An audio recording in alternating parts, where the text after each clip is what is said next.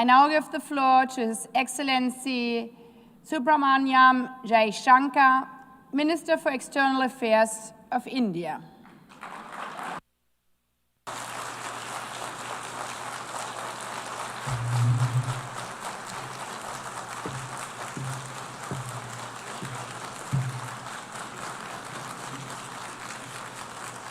Madam President, Excellencies, ladies and gentlemen, Namaskar from the people of Bharat. We are gathered here 8 decades since the founding of this unique body. The UN Charter calls on us not just to prevent war, but to build peace. Not just to defend rights, but to uphold the dignity of every human being. It challenges us to stand as good neighbors, uniting our strength so that generations to come inherit a world of justice, of progress, and of lasting freedom. Madam President, forces unleashed by history since the founding of the UN propelled this body forward. As decolonization advanced, the world began to return to its natural diversity. The membership of the United Nations quadrupled, and the organization's role and remit grew significantly. In the era of globalization, its agenda evolved even further. Development goals took center stage, even as climate change emerged as a shared priority. Trade acquired greater prominence, while food and health access were recognized as essential to global well-being. Where security was concerned, the UN undertook peacekeeping operations and promoted disarmament discussions. As a result, the UN became a natural platform to debate key global issues. Madam President, we must ask ourselves today, how has the UN lived up to expectations? And just look at the state of the world. There are 2 significant conflicts underway, one in Ukraine and the other in the Middle East, West Asia. Innumerable other hotspots don't even make the news. The slow progress of the SDG Agenda 2030 presents a sorry picture. On climate change, the reality is of recirculated commitments and creative accounting. If climate action itself is questioned, what hope is there for climate justice? When a once-in-a-century pandemic hits us, we saw open discrimination in access to vaccines and to travel. Energy and food security have been the first casualties of conflict and disruption, especially since 2022. Better-off societies insulated themselves by having the first call. The resource-stressed ones scrambled to survive, only to hear sanctimonious lectures thereafter. When it came to trade, non-market practices gamed rules and regimes. The resulting concentration exposed the world to leveraging. On top of that, we now see tariff volatility and uncertain market access. As a result, de-risking is a growing compulsion, whether from limited sources of supply or over-dependence on a particular market. Economic concerns have other dimensions as well. Heightened technology control is one. The grip on supply chains and critical minerals is another. The shaping of connectivity is no less sensitive. Protection of key sea lanes has become a challenge. restricting the evolution of a global workplace is an issue. Each makes a compelling case for more international cooperation, not less. But are we really headed in that direction? And where has the UN actually made a difference? Madam President, as members of the UN, we meet here as sovereign equals. That is not a formalism, but a recognition of the inherent diversity of our world. Understandably, we have different history, traditions, heritage, and culture. For them to coexist, for them to enrich each other, it is imperative that we foster understanding and respect. This will only happen when we resist political interference and economic pressures, when narratives are free of prejudice, when double standards are abjured, and when pluralism is truly appreciated. Madam President, Excellencies, while asserting our rights, we must also firmly face up to threats. Countering terrorism is a particular priority because it synthesizes bigotry, violence, intolerance, and fear. India has confronted this challenge since independence, having a neighbor that is an epicenter of global terrorism. For decades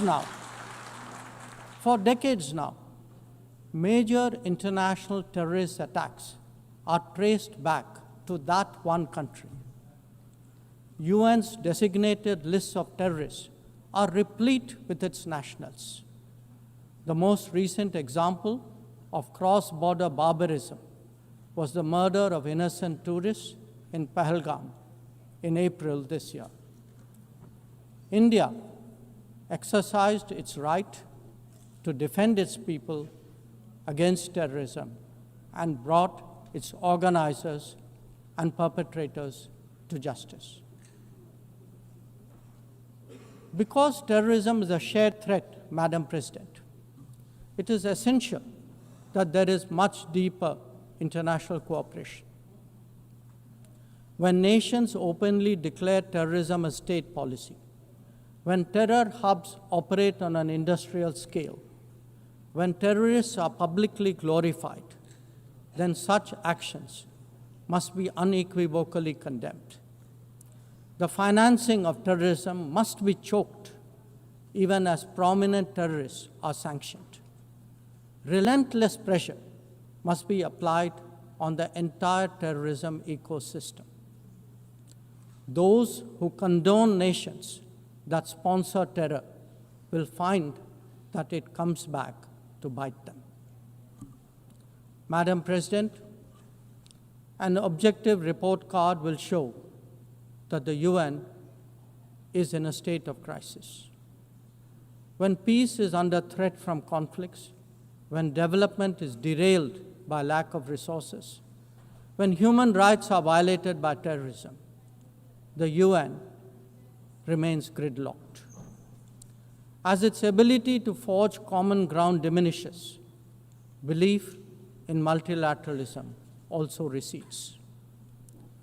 Central to the erosion of the UN's credibility has been resistance to reform. Most members strongly desire change, but the process is being made an obstacle to the outcome.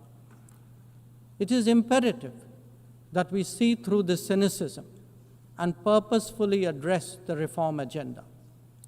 The historical injustice done to Africa should be redressed. Both permanent and non-permanent membership of the Council must be expanded. A reformed Council must be truly representative, and India stands ready to assume greater responsibilities. Madam President, today the predicament of the Global South is especially acute. Bharat under the leadership of Prime Minister Narendra Modi, believes that it has both a duty to contribute and an obligation to motivate. That is why we have undertaken more than 600 major development projects in 78 countries, as well as innumerable community-based initiatives. They range from large infrastructure to small livelihoods, from capacity building to people's welfare, from concrete assets to education and training. Turbulent times require that we step forward during moments of crisis. India has been forthcoming in that regard, especially in its immediate vicinity. Whether it is finance, food, fertilizer, or fuel, we have responded to the urgent requirements of our neighbors. Madam President, climate events and conflicts have created a demand for HADR assistance. Reflecting our growing capabilities, Bharat has endeavored to be a first responder. Be it essential medicines or relief supplies, the operations of a field hospital or limb fitment camps, these efforts covered 19 nations last year. The people of Afghanistan and those of Myanmar saw India extend its hand during recent earthquakes. Our efforts at ensuring safe commerce, combating piracy, and preventing attacks on shipping in the Northern Arabian Sea also bear mention. And the Indian tradition of UN peacekeeping operations continues in the Democratic Republic of Congo, in Western Sahara, Central African Republic, Golan Heights, Cyprus, Lebanon, Abyei, South Sudan, and Somalia. To put it clearly, our soldiers ensure peacekeeping, our sailors protect maritime shipping, our security counters terrorism, our doctors and teachers facilitate human development the world over, our industry produces affordable products, our techies promote digitization, and our training facilities are open to the world. These remain the core of our foreign policy. Madam President, each one of us has the opportunity of contributing to peace and prosperity. In the case of conflicts, especially Ukraine and Gaza, even those not directly involved have felt its impact. Nations who can engage all sides must step up in the search for solutions. India calls for an end to hostilities and will support any initiative that will help restore peace. The last decade in Bharat has also seen transformative changes due to the vision of Prime Minister Modi. Our digital public infrastructure has redefined governance and enabled delivery of public services on an unprecedented scale. Our startup ecosystem, innovation culture, and microfinance are changing the face of society. Our rapidly growing infrastructure facilitates both ease of doing business and ease of living for citizens. India remains committed to sharing its experiences and tools with others on their journey of development. Artificial intelligence as a horizontal and cross-cutting technology has a particular promise for development. India's approach is to harness it responsibly for human welfare. Inclusion and impact will be the watchwords for the summit that India will host in 2026. Madam President, Bharat approaches the contemporary world guided by three key concepts. One, Atmanirbharta, or self-reliance. That means developing our own capabilities, building our own strengths, and nurturing our own talent.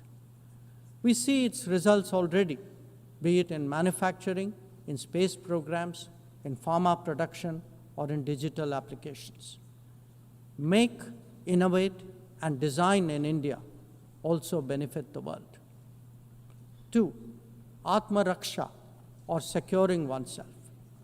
We remain determined to protect our people and secure their interests at home and abroad.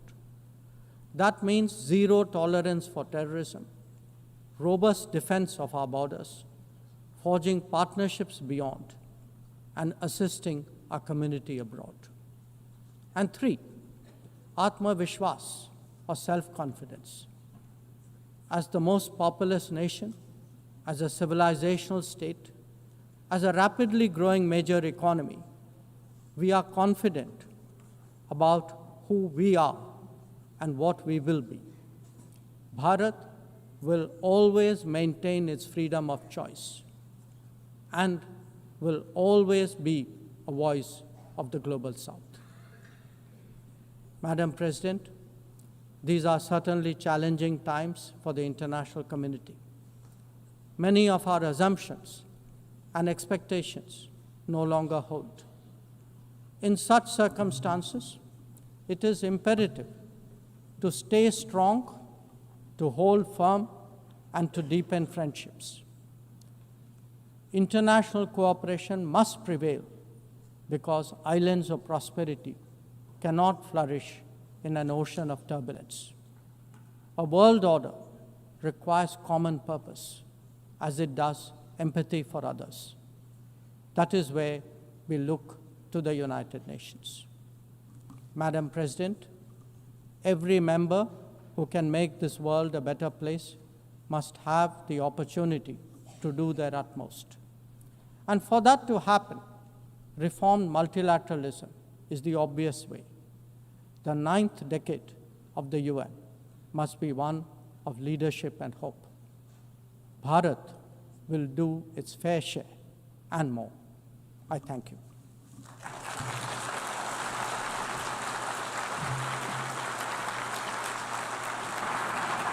I thank the Minister for External Affairs of India. والآن أعطي الكلمة